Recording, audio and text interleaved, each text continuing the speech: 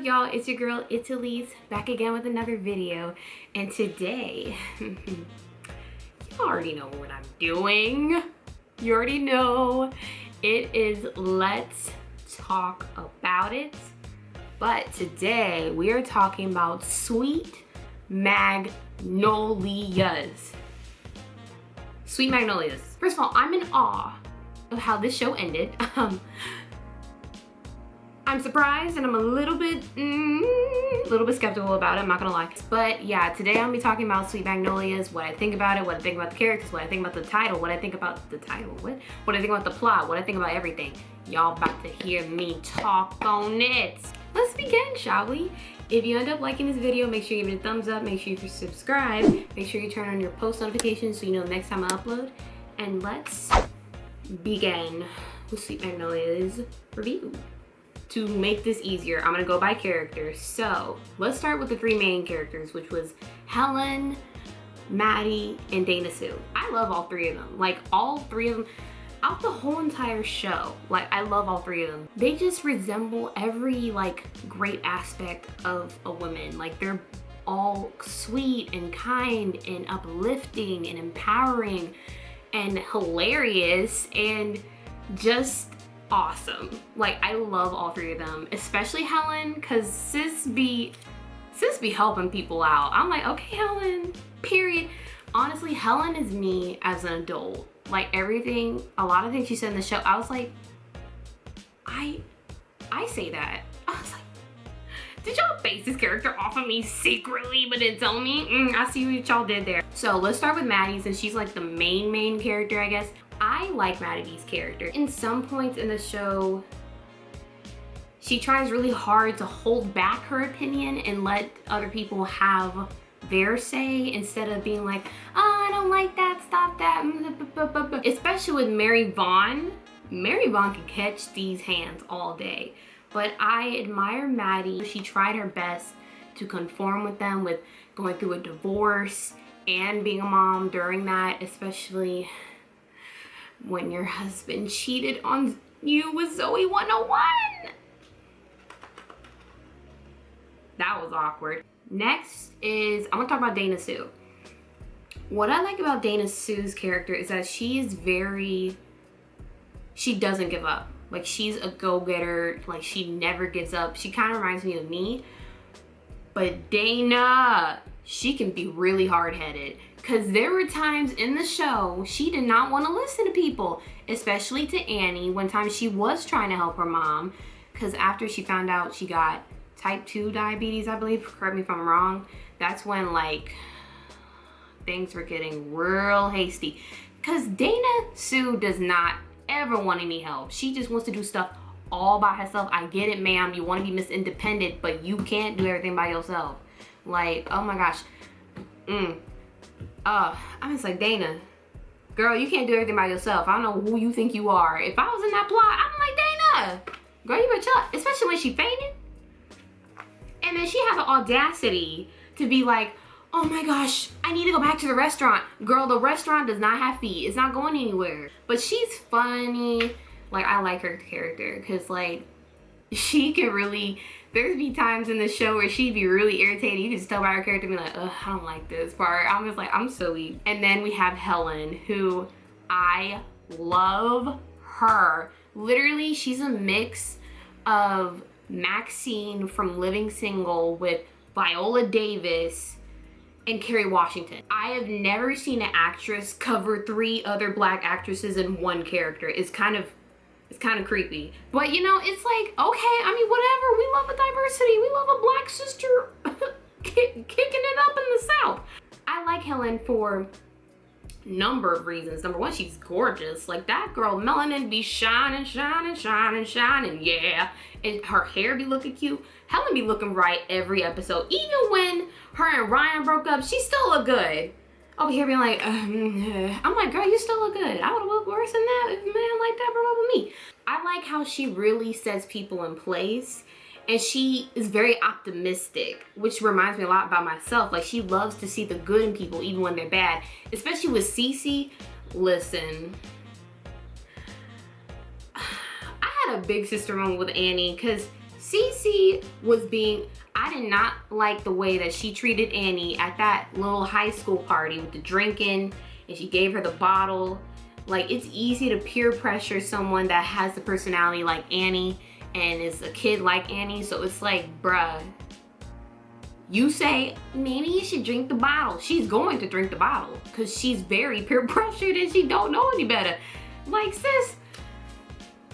But I admire how Helen saw the good in Cece and was giving her a shot, you know, with seeing how she can be a lawyer one day and all that. Because I will give Cece some pity with her dad and his craziness, but at least he came around. Let's get on to the men. Let me just say, they are all fine. They are all good looking. Cal, it's them eyes, bruh. It's them eyes, man. Because when he be looking up at Maddie like this, I'm like, but here's the thing about Cal. I liked him. I liked him in the beginning of the show.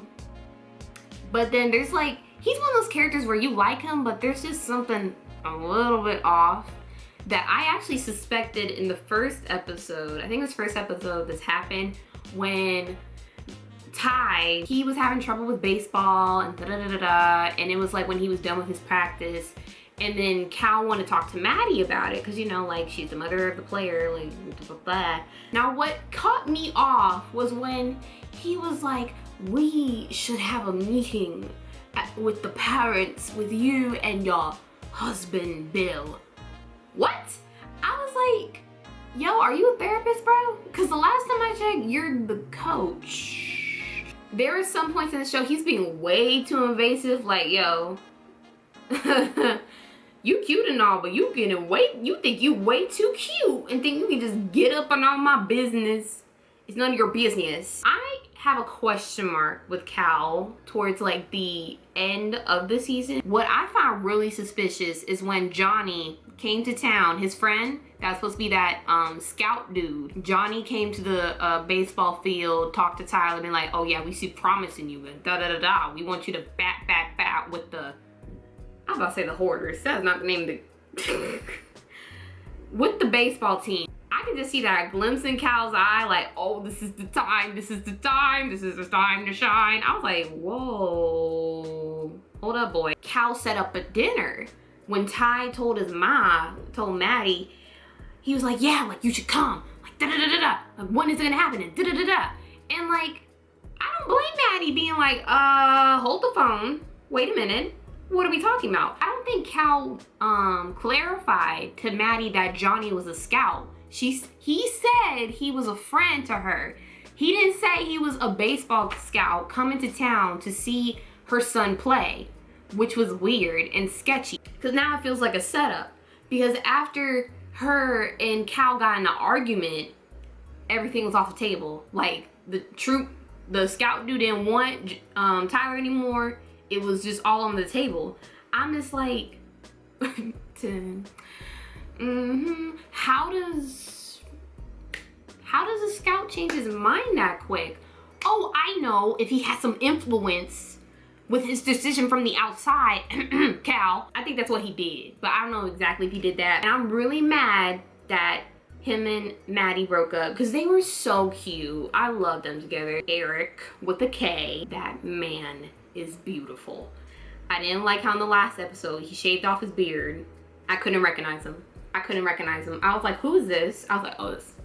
I had to do this on the camera so it looked like the beard was my hand and I'd imagine the beard there. I need him to get with Helen in season 2, but Eric he be Morgan Freeman people, okay? You could just talk with him and he could help you solve all the world's problems in one sitting, and he can make it sound so simple. It's like, why didn't I think of that?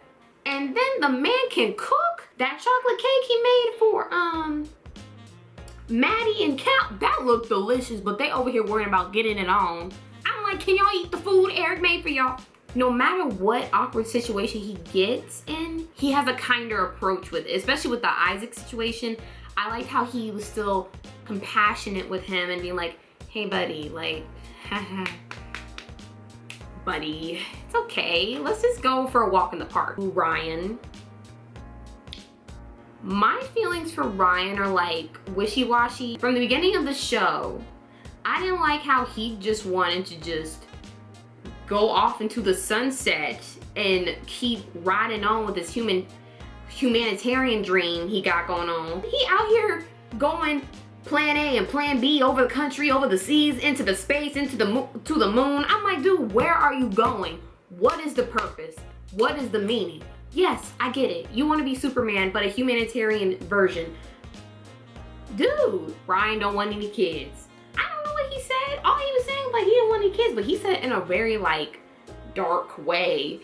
And honestly, I would have been Helen. I'm like, but baby is love, bruh. I did feel for Helen because she really did love him. But it didn't work out. But, like, there's always that little 5% in my mind, like, is it over?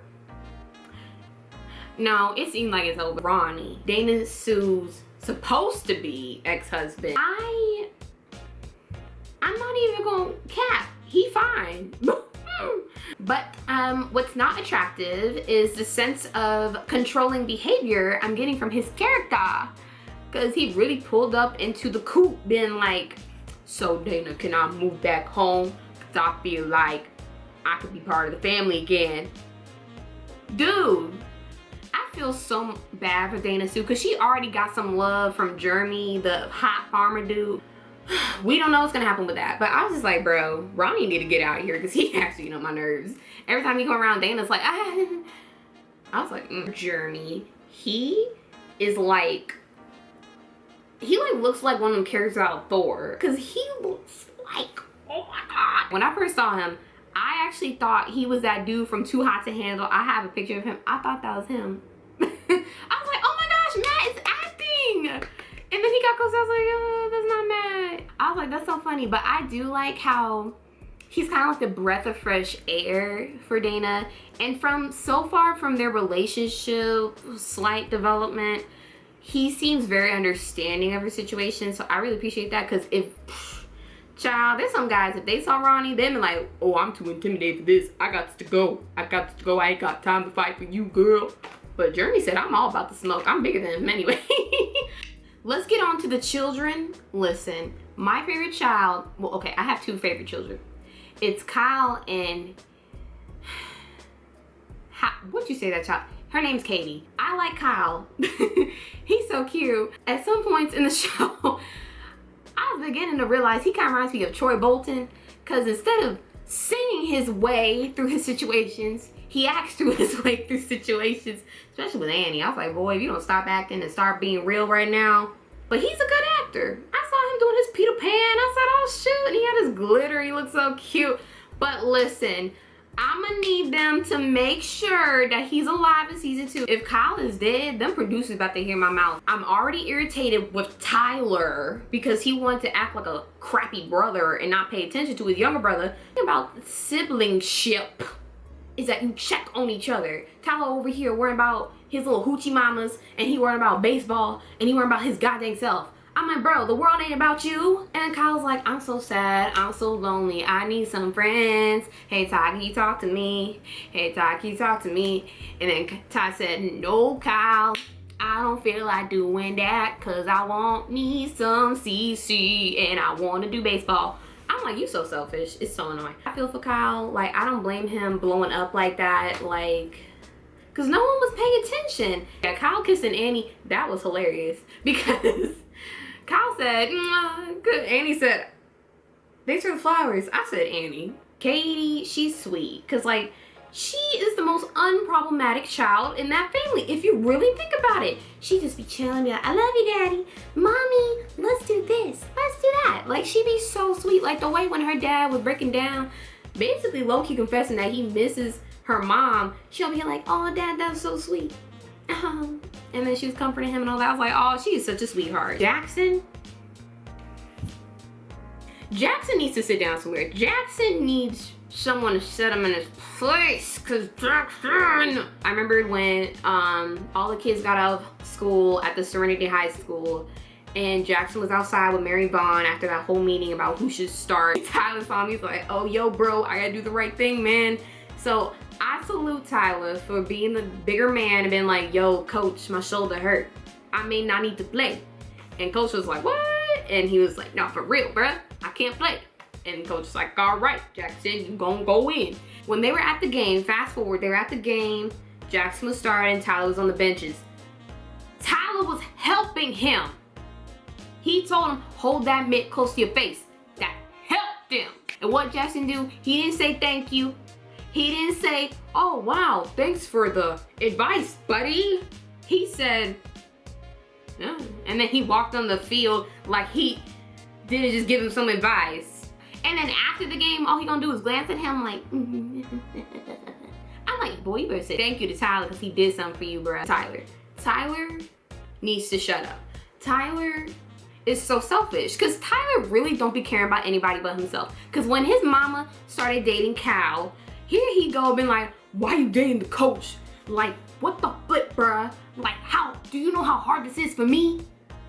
Boy, your mom just got cheated on by your daddy. Don't you think it's hard for her? Did you ever think of that? No, because you a selfish piece of crap.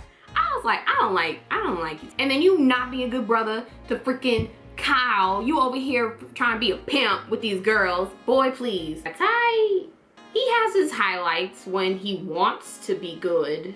But other times, I'm just like, Ty, shut up. Annie, I didn't like how she really tried to be hiding stuff from Dana Sue after she is going through enough already and now her daddy coming back. It's like, oh God. But Annie really been skirting with these kisses with these boys. I'm like, Annie. She said it's a hot girl summer, so you know we gotta get lit. When that whole kiss happened when she was drunk, I was so weak. She said, mwah, and then she fell back. And Ty was like, what the flip? I was like, bro, Annie. Sweet, precious, annoying Annie.